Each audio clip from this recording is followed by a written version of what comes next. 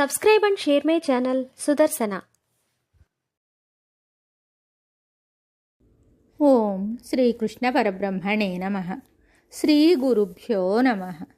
శ్రీమద్భగవద్గీత 18వ అధ్యాయము మోక్ష సన్యాస యోగము 71వ శ్లోకము. శ్రీ భగవాన్ ఉవాచ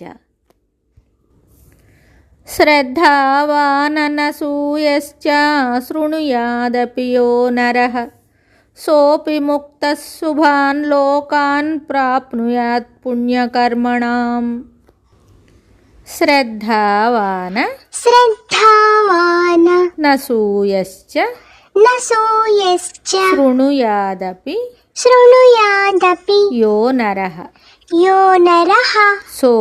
యో నరః సోపి ముక్త శుభాన్ లోకా ప్రాప్నుయాత్ పుణ్యకర్మణాం.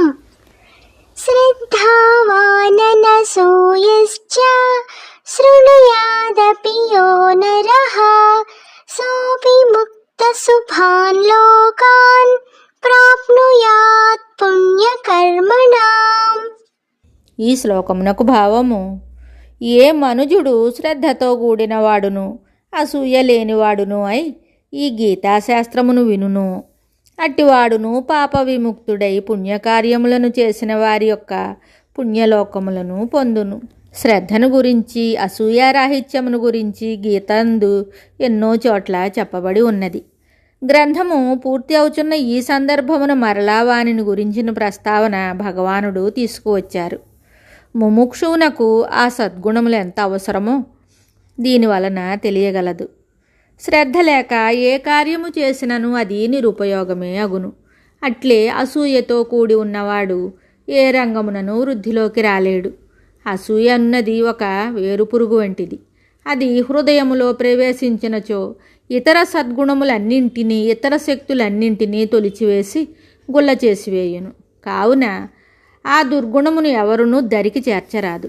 ఈ ప్రకారము శ్రద్ధ, అసూయారాహిత్యము కలిగి ఉండువాడు గీతను వినినప్పటికీ పాపరహితుడై గొప్ప పుణ్యలోకములను పొందగలడని ఇక్కడ చెప్పబడింది.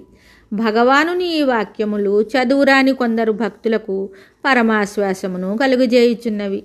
ఎలా అనగా, వారు మాకు విద్య లేదే, గీతను పారాయణం చెయ్యలేమే, మాకు పుణ్యమెట్లు లభించును అని సంశయగ్రస్తులై ఉన్నారు. అట్టి వారి సంశయమును భగవానుడిక్కడ తీర్చివేశారు.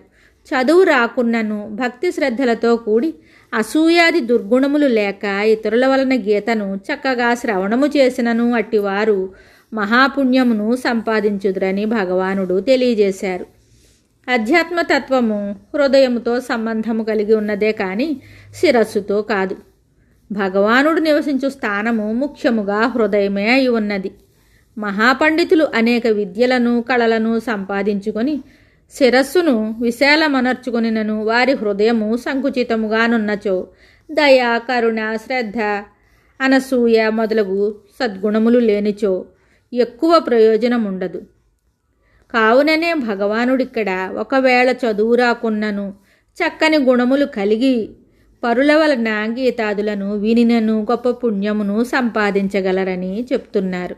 అయితే ఈ శ్రద్ధాదులతో పాటు విద్యయు ఉన్నచో ఇంకనూ మంచిది. మరి ఒక శ్లోకంతో మళ్ళీ కలుద్దాం. శుభం. Subscribe and share my channel Sudarsana.